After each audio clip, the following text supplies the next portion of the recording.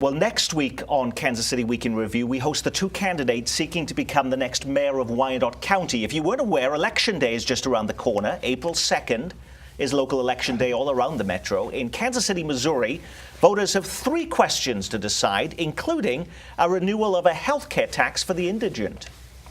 The health levy helps cover the health care costs of those that are uninsured or underinsured in our community, which in turn helps keep health care costs lower for everyone, the rest of us. The president and CEO of Truman Medical Centers, John Bluford, his hospital will be one of the biggest beneficiaries of the tax, which would last for 9 years and would add $43 to the property tax bill of a $100,000 home. But where does all of the rest of the money actually go, Lynn Horsley? Part of it goes to the city's ambulance service, which has a lot of people that cannot pay their ambulance bills. And there are 5 local clinics, 1 in the Northland and then 4 south of the river, all of which I think have pretty good reputations. And so Truman gets the lion's share, more than $10 million. The ambulance service gets about $2.4 million, and the clinic's about $2.4 million. Now, we were told, though, of course, that the Affordable Care Act was going to be helping with all of the indigent. And so why do we actually need, then, to be paying for a health care tax for the indigent in Kansas City, Dave Helling? Well, it's a great question, and it is the question that there's no organized opposition that I'm aware of, but that's the question you will hear asked is, there aren't supposed to be next year any uninsured people. The federal law requires everyone to have insurance. And so the question is, why would you, not only do you need to extend this tax, but why for 9 years? I mean, that's the other thing that people need to know, is that it's an extension for almost a decade, and Obamacare, the Affordable Care Act, is supposed to take care of that. Well, of course, the Affordable Care Act presumed that they were going to expand Medicaid, include a lot more people who are making 138% of the federal poverty level, and that appears to be going down in flames, certainly in Kansas, most likely in Missouri. So a major predicate of Obamacare is not going to happen around here, and I think they anticipate that they're going to need this indigent care. Well, and as John Bluford points out, Truman Medical Centers gets money from the federal government to cover the uninsured. That money is slated to go away whether or not more people are covered by Medicaid, because the Supreme Court ruling caught people off guard as to letting the states decide on the Medicaid issue. So the backers say that Obamacare is still a work in progress. They think it will take years for this insurance to really play out, and in the interim they feel like they have a gap in funding they really need to cover. Again, the 9 years is a big question, and why they had to have exactly the same level of subsidy, that's also a question that voters will have to ponder. And the other thing we should make clear is there is an existing levy that will stay in place.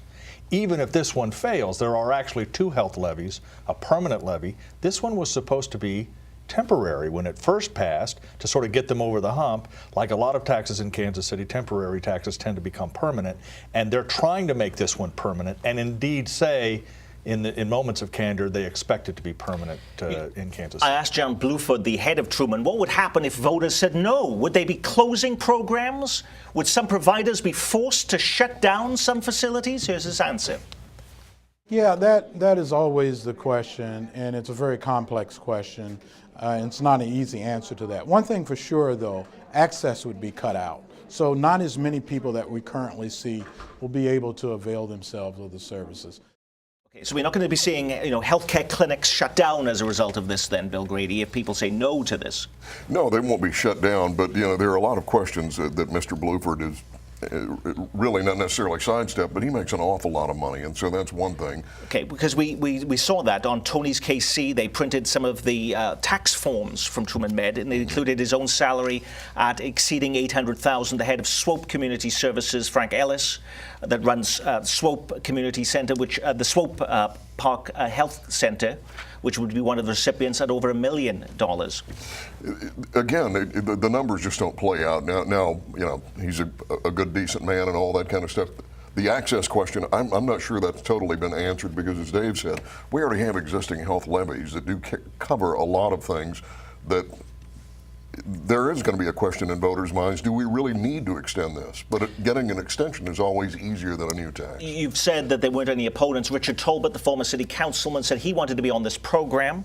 to oppose the tax, and so we were going to do that. And then he had a medical emergency and went to Truman Medical Center and say he was helped. I'm not saying there aren't people against it, Nick, he was but- helped, and he yeah. changed his mind, having had a good experience at Truman Medical Center. Formal opposition is very, very difficult to find to this tax, as it often is in Kansas City, and that's one reason why it is. The other thing to keep in mind is it isn't just about how much the CEOs make, at these institutions, but whether or not the very people they seek to serve, the poor, are unable to get insurance largely because they're paying higher taxes in Kansas City on sales and property. And that question needs to be answered, I think, by voters. The other thing that Richard Talbot said to me on the phone, which is one of the reasons he changed his mind, is this is a property tax and not a sales tax. A property tax tends to hit more wealthier people. A sales tax hits the poorer more. Right, no disagreement there, but the overall burden, as we've talked about on the show repeatedly, the overall tax burden in Kansas City is quite regressive. The earnings tax is regressive, sales tax are regressive. The poor people pay a bigger percentage of their taxes in this city than the rich.